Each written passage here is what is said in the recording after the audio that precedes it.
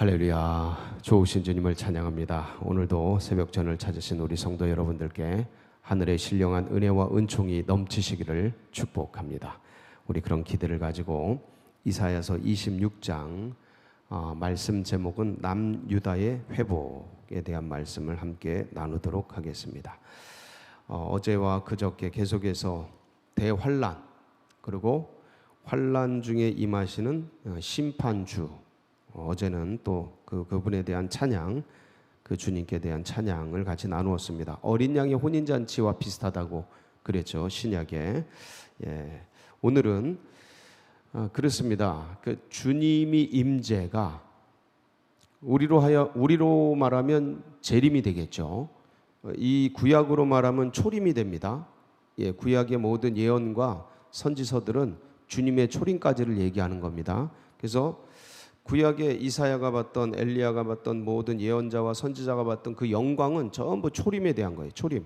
그래서 혹자는 구약의 예언들이 뭐 종말론적 마지막 대멸망을 예고한다 그러는데 그거는 주님께서 말씀하신 거에 맞지 않고요. 왜냐하면 주님을 넘어서 더 구약의 모든 선지자들이 더 다른 예언을 할 수가 없습니다. 그래서 주님의 초림을 예언한 거고, 그 주님의 초림 때에 일어날 일들을 이제 보면 우리는 재림 때예요. 주님의 그 초림이 주님 밖에 있는 자들에게는 저주요, 멸망이요, 심판이요, 징계입니다. 그런데 주님 안에 주님을 믿고 신뢰하는 그런 모든 사람들에게는 그게 구원이요, 은총이요, 기쁨이요, 경배죠. 살 소망이고 그게 진리고 은혜고 생명이고 영원한 행복이고 그렇습니다. 똑같아요. 이제 재림 때에 주님 밖에 있는 자들에게는 이게 저주요, 징계죠. 그야말로 노스트라다무스의 대재앙에 대한 그러한 예언이 맞는 거죠. 그러나 주님 안에 있는 자들에게는 이거야말로 진짜 구원이요, 이 고난받고 거친 세파에서 구원받는, 은혜받는 축복이 이제 심판이 되겠습니다. 그래서 항상 주님이 임재하실 때는 양가적인 어떤 구별이 일어난다. 주님 안에 있는 백성들에게는 그게 은혜요, 구원이요, 회복이지만 주님 밖에 있는 분들에게는 심판이요, 징계요, 저주가 되는 것이죠. 그래서 지금 주님이 재림주로 임하시는 것 속에 대환란이 있지만, 그러나 이 땅에서 고난받고 고통받고 아픔 겪던 사람들에게는 이거보다 큰 구원과 기쁨과 은혜가 없는 겁니다. 그 환희, 그 짓밟히던 사람들의 환희를 담은 곡이, 노래가 오늘 이제 말씀이에요. 남유다의 회복인데, 남유다가 바벨론의, 아수르의 그 수많은 그 이후에 그리스와 로마에 짓밟히고 밟히던 이 나라가, 작은 나라들이 짓밟히던 나라, 하나님께 대한 구원의 감격을 이제 노래한 것이 이제 오늘 본문이 되겠습니다. 그래서 이 말씀을 우리가 이제 기억하면서 오늘날 이 땅을 살아가면서 코로나19로 눌리고 어떤 경제적인 압박으로 핍박받고, 제가 지난번에 말씀을 드렸지 않습니까? 이 코로나19가 강도다, 강도. 아주 그냥 예루살렘에서 여리고로 내려가는 그 사람을, 강도 만난 사람처럼 이 시대의 사람들이 강도를 만났다. 이 강도는 뭐 믿는 백성, 안 믿는 백성 안 따집니다. 막 두둥겨 팹니다. 그래서 만신창이가 된 이 시대 속에 눌리고 짓밟히고 있는데, 이 속에서 그 주님을 다시 한번 바라보면서 감격과 은혜를 회복하는 그런 시간이 되시기를 축복합니다. 우리 1절 한번 볼까요? 1절. 그날에, 어떤 날이에요? 그날에, 주님 오실 그날입니다. 여긴 초림이에요. 이사야서는 초림입니다. 우리는요, 재림이죠. 재림의 그날에, 여기서는 구약에서는 초림의 그날에 유다 땅에서 이 노래를 부르리라. 그 심판날, 징계의 날인데 유다 땅에서는 기쁨의 환희의 노래가 나오는 거예요. 찬양이 나오는 거예요. 주님 오시는 그날 우리가 부를 찬양이죠. 어떤 찬양입니까? 우리에게 견고한 성읍이 있으며, 이 견고한 성읍이 무슨 성읍이겠습니까? 예, 그날에는, 우리의 그날, 재림의 그날에는 이게 바로 그 유명한 새 하늘과 새 땅, 새 예루살렘이 되겠습니다. 예, 견고한 성읍이 있으며 여호와께서 구원을 성벽과 외벽으로 삼으시리라. 예, 이때는 성경 계시록을 묵상해 보면 성전이 없어요. 이 성에는 성전이 없고 벽이 없어요. 벽이 없어요. 여호와께서, 하나님께서 벽이 되시고 하나님께서 성전이 되셔요. 그러니까 우리가 생각하는 이 교회, 구약적으로 성전, 이 개념은 하나님이 성전이시다라는 개념을 이게 모형화한 겁니다. 이 교회도 모형이에요. 이 교회가 사실은 사람이에요. 사람. 이 건물로 우리가 인식을 하고 있는데 이게 사람이고, 이 사람들 안에 믿음이 있는 거죠. 하나님께 대한 믿음. 그러니까 하나님이 우리 믿음 안에 계시고, 나중에 보니까 하나님 안에 우리가 있는 거죠. 하나님이 우리를 감싸고 계셔요. 예, 그래서 내가 하나님 안에, 하나님이 내 안에. 예수 그리스도의 이 표현 기억나시죠? 이게 우리 안에 이루어지는 겁니다. 우리 안에, 내 안에 하나님이 계신 줄 알았더니 우리가 하나님 안에 있는 이 신묘막직한 그 역사를 우리가 이제 그날 보게 되는 거예요. 하나님이 우리를 성벽을 되시고 성읍이 되시고 성전이 되시는 거예요. 야, 이 영의 세계가 열리고 그날이 속히 오기를. 2절, 너희는 문들을 열고, 이 마음의 문을 열고, 예, 영혼의 문을 열고, 영안을 열고, 예, 뭐를 바라봐야 됩니까? 신의를 지키는 의로운 나라가 들어오게 할지어다. 신의를 지키는 의로운 나라, 하나님 나라, 천국. 예, 이 천국, 죽어서 가는 천국 얘기하는 거 아니라 그랬죠? 예, 주 예수 그리스도의 그 감화, 감동, 은혜, 역사, 그 주님이 영적인 그 어떤 유산을 가지고 우리의 교감 속에 주님이 우리 심령 가운데 들어오는 이 교감, 이걸 통해 역사는 하나님 나라, 의로운 나라, 그 나라가 들어오게 할지어다. 이 시간 들어오시길 축복합니다. 감격입니다. 그래서 신의를 지키는 의로운 나라는 누가 누립니까? 예, 3절이죠. 3절, 4절 시작. 주께서 심지가 견고한 자를 평강하고 평강하도록 지키시리니 이는 그가 주를 신뢰함이니이다. 너희는 여호와를 영원히 신뢰하라. 주 여호와는 영원한 반석이심이로다. 예, 그 의로운 나라를 누리는 자, 그럼 평강하고 평강하게 되는데, 그 평강, 신이, 의로움을 누리는 사람들은 누구냐면 주를 향한 신뢰를 가지고 있는 사람. 신뢰. 예, 주님을 향한 신뢰, 주님을 향한 믿음. 그러니까 믿음 하면 어떤 뭐랄까 기계적이라는 느낌이 있는데, 신뢰는 관계적입니다. 영접하는 자 곧 그 이름을 믿는 자들에게 하나님의 자녀가 되는 권세를 주셨으니, 이것을 믿음으로 주님을 영접하는데, 지금 우리 시대에서 이 믿음이라는 게 뭔가 약간 기계적이 돼 버렸어요. 그런데 요거보다 좀 더 관계적인 용어가 뭐냐면 신뢰예요. 좀 더 인격적인 용어가 뭐냐면 신뢰예요. 너와 나 사이에 믿음의 관계가 유지되고 있는 상태가 신뢰입니다. 예, 믿음은 있죠. 믿음은 있어요. 근데 신뢰하지 않을 수 있습니다. 그렇습니다. 아버지 믿죠. 엄마 믿죠. 근데 지금 내가 신뢰하지 않을 수 있어요. 예, 이해가 되시죠? 그럼요. 예, 지구가 둥글다는 거 믿죠. 근데 그게 신뢰가 안 될 때가 있습니다. 생각 안 하고 관심 안 두면 신뢰가 안 됩니다. 그렇습니다. 신뢰는 약간 좀 더 인격적이고 관계적인 면을 얘기하는 겁니다. 그래서 그분을 신뢰한다는 게 뭐냐면 주님을 신뢰한다, 여호와를 신뢰한다는 것, 지금 그분과 이 믿음의 관계, 신앙의 관계가 계속해서 유지되면서 관계 속에서 교감이 되고 있다는 뜻이에요. 신뢰라는 감정은, 요 신뢰라는 언어 자체가 가지고 있는 뉘앙스는 지금 교감되고 있다는 거예요. 우리도 그렇지 않습니까? 믿음의 백성들을 주님 믿죠. 그런데 어느 때는 아무 상관없을 때가 있지 않습니까? 신뢰 안 하는 겁니다.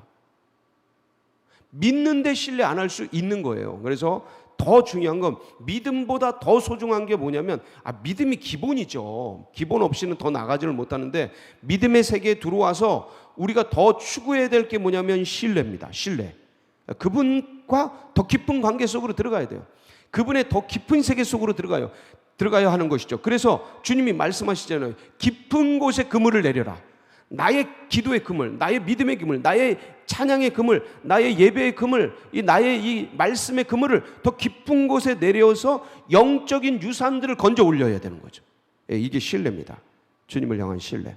우리 모두가 주님 앞에 좀 더 나아가는 신뢰하는 그런 백성들이 되길 축복합니다. 그럼요, 그렇게 돼야 되죠.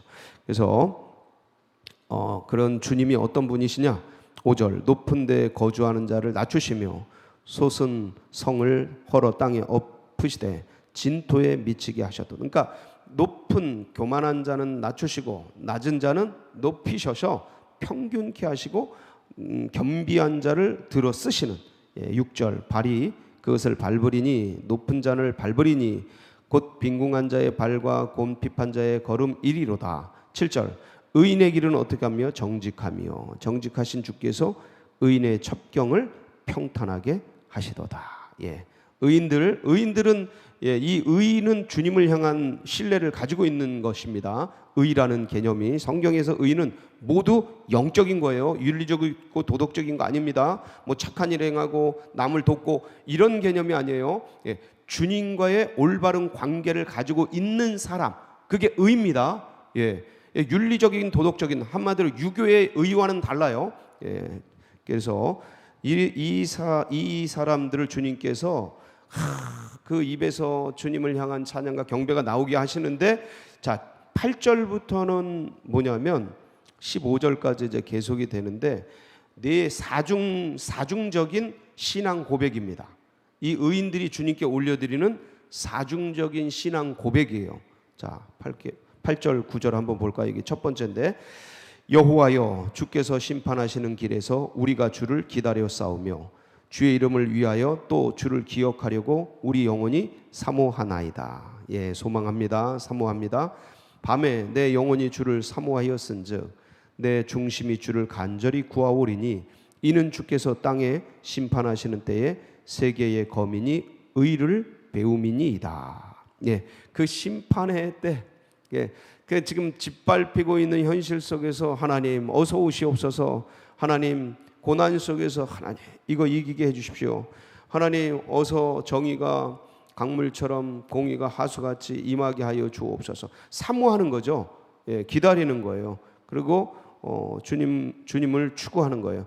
그러고 나서 이제 주님이 심판하시는 때에 뭐가 이루어져요? 세계의 거민이 의를 배움이니이다. 그러니까 주님의 심판은 어떤 면에서는 고난이잖아요.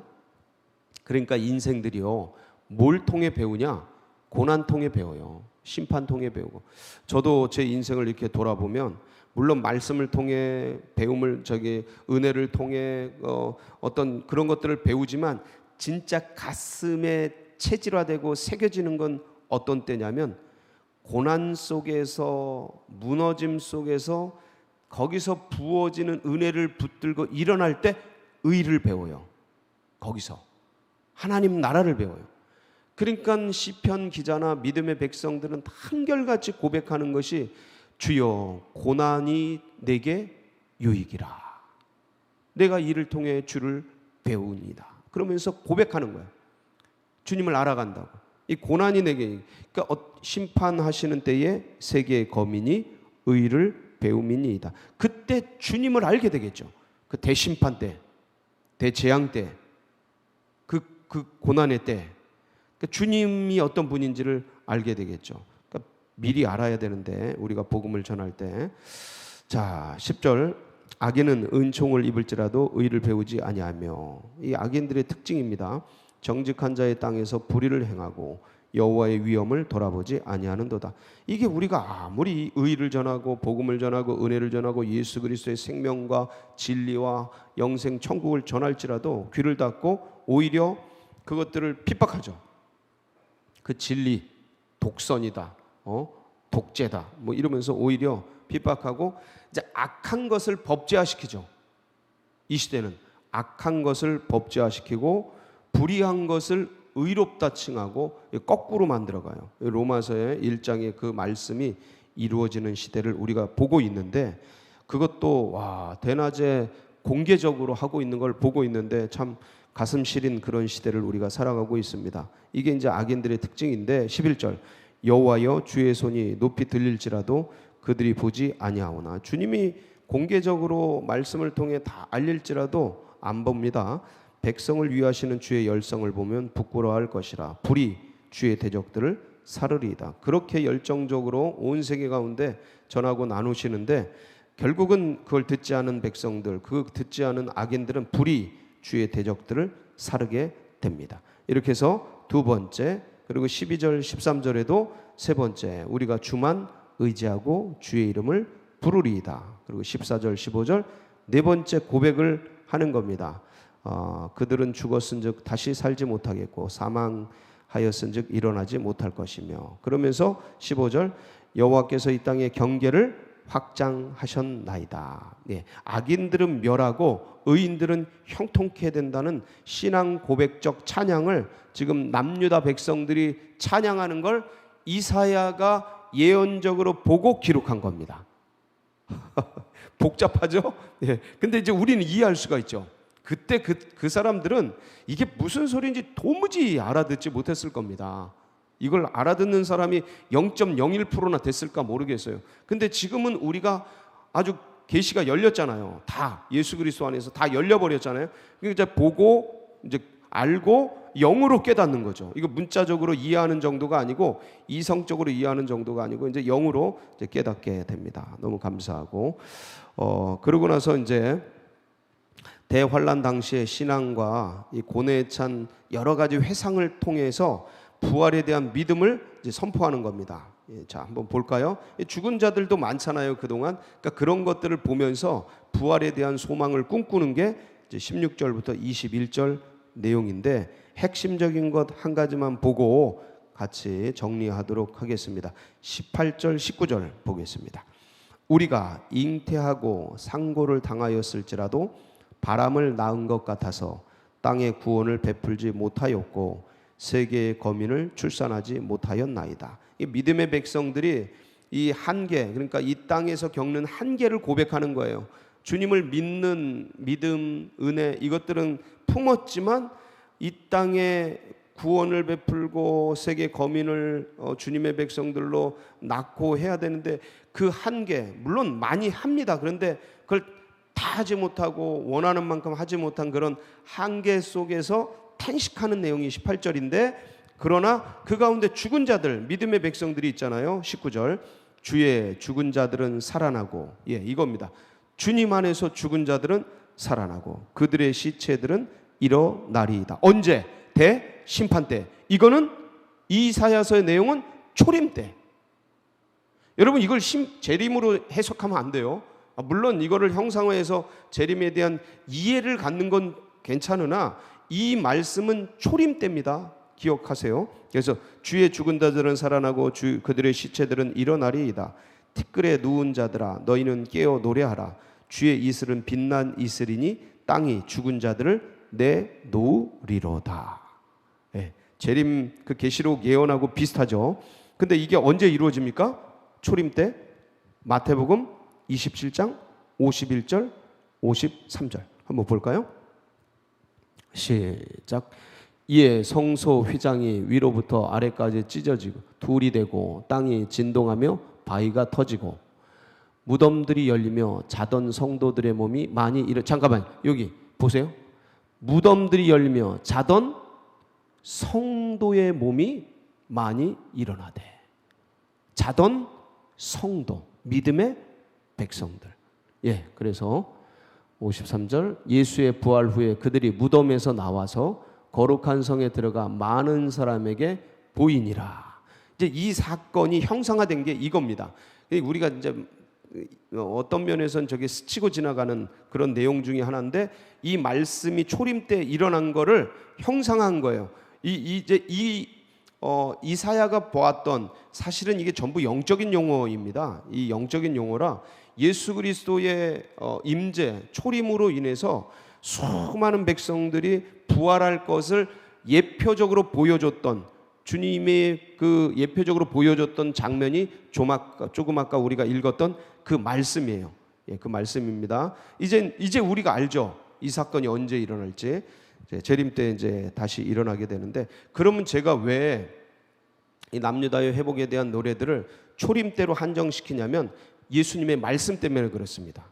예, 여러분 잊지 마세요. 저희가 신학교에서 배울 때는 이런 것들을 뭐 재림 때 일어날 종말론적 그런 대환란이나 이런 거로 다 배웠습니다. 근데 말씀을 연구하면 연구할수록 이사야나 이 선지자나 예언자들, 구약의 예언자들은 절대 예수 그리스도를 넘어서 예언할 수 없다.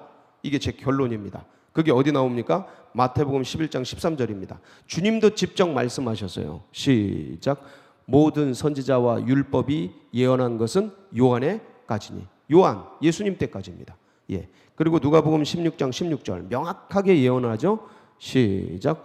율법과 선지자는 요한의 때까지요. 그 후로부터는 하나님 나라의 복음이 전파되어 사람마다 그리로 침입하느니라. 예. 이게 천국은 침입하는 자의 것, 예, 침노하는 자의 것이잖아요. 근데 율법과 선지자, 지금 이 율법입니다. 선지자입니다. 그건 요한의 때까지, 예, 예수 그리스도의 그 때까지고, 왜냐하면 이분들이 아무리 예언을 어떤 영을 받아도 예수 그리스도의 초림 때까지죠. 더 넘을 수가 없죠. 우리 이 신약을 사는 백성들의 특권은 뭐냐면 구약의 모든 백성들이 봤던 걸 우리가 보고 그거를 모형화해서 다시 신약에 일어날, 재림 때 일어날 그 모든 것들을 기록해 놓은 말씀, 신약의 말씀을 근거로 또 해서 다시 내다볼 수 있는 거울이 되는 거예요. 이 두 가지를 다 갖는 거예요. 구약의 거울과 신약의 구체적인 매뉴얼을 다 갖고 믿음 생활하니까 얼마나 감사합니까? 남유다의 회복을 바라보면서 반드시 믿음의 백성들이 그날에 회복이 된다, 부활한다, 일어난다. 이 믿음을 가지고 오늘도 이 정글 같고 밀림 같은 세상 속에서 승리하는 복된 역사 있으시기를 축복합니다. 같이 기도하시겠습니다.